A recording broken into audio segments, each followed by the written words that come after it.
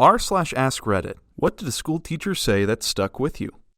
I once asked my teacher something about the subject, and she said, "I don't know, but I'll do some research and get back to you tomorrow." I'm studying to be a teacher, and one of my teachers told us, "There's no shame in admitting to your students that you don't know something. However, you should look it up to answer it next time you see them and be prepared for the next time you get asked that." Have I been respectful to you? Me? Well, yeah. Are you being respectful to me? Simple words. They have guided me so much. Ended every class with, "You're good people." My algebra teacher ends every class with, "Have a good day, be nice to people." Such a small thing, but it's sweet. Biology teacher pointing at student, "Ugly bag of protein, full of water." My teacher told me that I had a beautiful soul and mind, which I took as meaning that I was fugly and being pitied, but later on realized that it was her way of showing me special attention because I was an introverted loner. This reminds me of a science teacher I had who would do a little pre-exam ritual thingy to help ease anxiety and help students focus. She would turn off the lights and have everyone relax and close their eyes, put their head on their arms on the table, etc., and play calming ocean sounds from her computer while walking around the classroom calming talking to us. She basically would start with saying to take deep breaths, think about your favorite place to relax, and recognize that we are all living, breathing, emotional human beings capable of love and care, and with hobbies or skills outside of the course we were taking. That the exam was a simple measure to see what you have learned, not to see how smart you are or how good you are with the topic at hand. That the outcome of this test had no impact on who you are as a human, and doubtful that it highlights our best skills or areas of expertise. The first time I experienced this, like any high schooler, my initial thought was, "Okay, lady, whatever," but holy shit did it help. I remember one time in particular when I was struggling with the course and about to take an exam. While she did this, she stopped and calmly rested her hand on my shoulder for a moment while my head was down, and seriously thought I was going to break out crying. I felt like she was in my corner rooting for me at a point where I was struggling, and I will never forget it. All through the rest of high school and university, I would rethink and try to relive that ritual before exams, and it helped me big time. Easily one of the best teachers I've ever had. One day in the 7th grade, our principal came into the homeroom class and wrote on the board $19.32 in big numbers. He got our attention and announced to the class, "This," pointing at the number, "is what you are worth. Every day you come to class, the school gets $19.32 from the state for each of you. So if you are sick, you should still come to class, go to the nurse, and get sent home. That way, the school will still get its $19.32. That was the day I stopped caring about school. I'm pretty sure he was trying to increase attendance and believed that what he said was positive. But when a person you're supposed to respect tells you you're worth less than a $20 bill, I know what it is to be young, but you don't know what it is to be old. I don't know why and how it came up, but our English teacher asked me if I understand that. It was my first year and I was 10, and I definitely didn't understand. But it somehow stuck on my mind as the sound of the sentence until I could decipher the memory in retrospect. As my dad said, "I have been 17, you haven't been 50. First day off science class, many of the topics I'll be teaching you this year will likely be proven false throughout your life. I love teachers that are honest with students. Simply saying something like, "You'll never need to know this, but it's part of the exam so we have to," is so much more likely to get me to learn something than just saying, "It's important." Sounds like an ace teacher. You're a spoon and a knife block when asked why most of my friends were high achievers and I was only average. Ever tried to eat ice cream with a knife? You're useful in your own way, bro. Keep it up. Edit. Typo. I think that's low-key what the professor was getting at. I hope so, at least. School isn't about being smart. It's about being really good at playing a particular type of game. It's honestly a fantastic analogy. You can cut stuff with a spoon, it just requires more effort. Once you're an adult, you choose your own fate. Your mom won't control you anymore.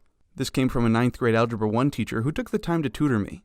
My mom was/is an anti-vaxxing, cult-following nutbag who didn't think school was important because Armageddon is coming. I was terrible at math until I met him. It's been 25 years and I think of this teacher still. I am grateful. Don't talk to mom anymore. She got tired of me asking where Armageddon was. Teachers like marking your homework as much as you like doing homework. Why don't assign it anymore? More than half the kids don't do it, the rest copy it, and about 3 smart kids do it themselves, and they don't really need to.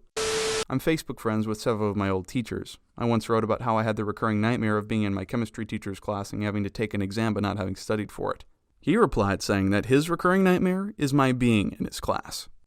You have unlimited potential when you know how to find the first step. Just get a fucking haircut. I kept complaining during PE that my hair was in my face. This was one of those teachers that felt more like one of those boys than the teacher. Blew my mind hearing him swear. My geometry teacher was super chill. He taught us to play poker and blackjack. On the last day of school, he said, "Remember, if you ever need anything or have any questions while you're at this school, there are about 50 other teachers you should go to before you come to me." Edit. Apparently all y'all's geometry teachers are either hooking up with another teacher or taught y'all how to gamble. He gave me this nickname, My friends still call me Beanjo 15 years later.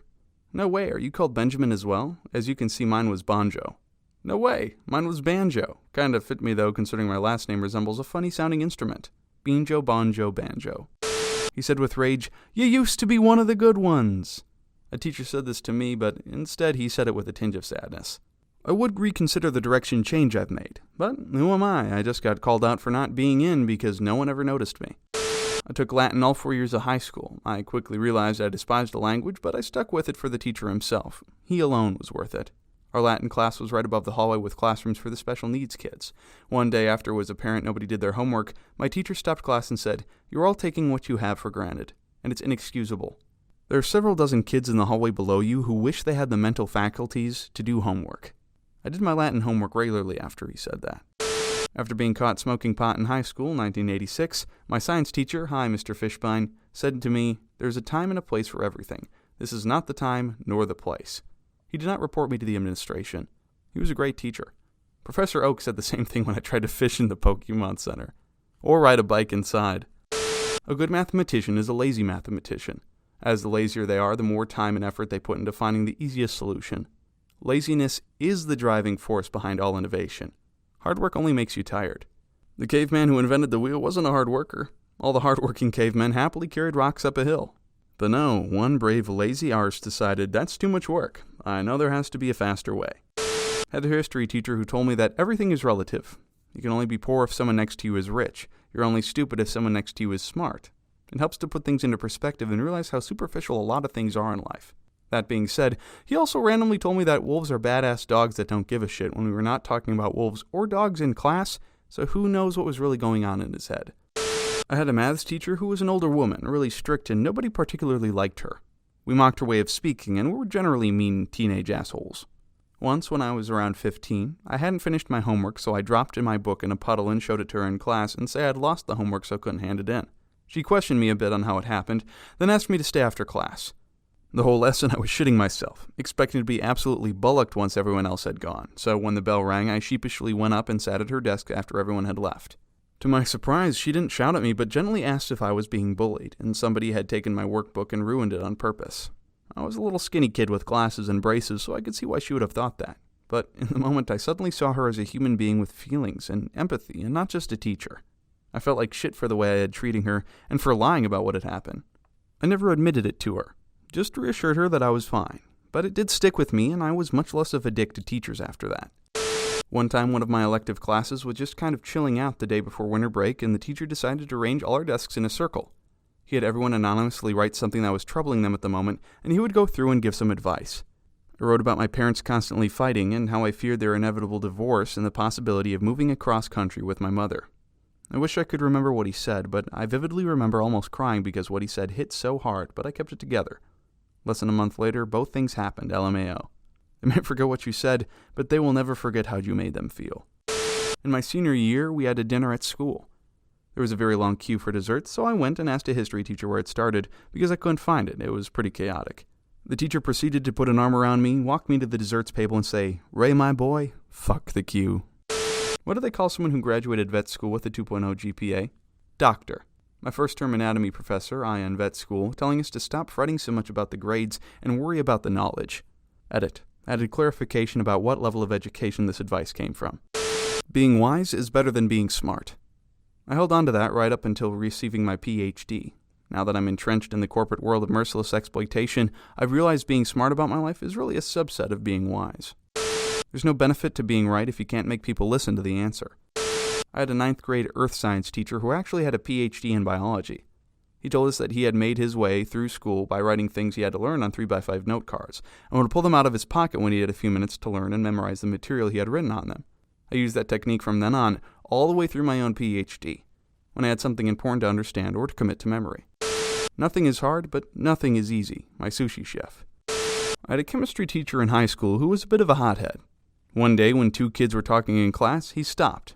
Everyone expected a quick but firm correction. What we got was so much better. Our teacher stopped and calmly turned toward the class and said, "Do you hear that?" He walked toward the window at the back of the class. Everyone sat stone quiet. He leaned towards the window. "Do you hear it? Faint laughter?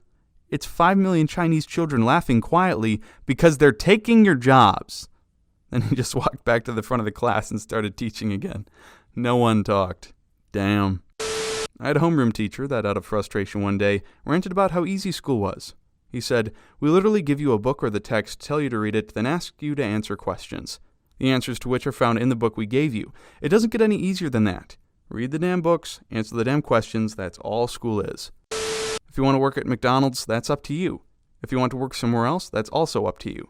Said to me after I scored shit on a test he knew I could do better at. I work in the space industry now. Thanks, Mr. Teacher. They have a McDonald's in the space industry now?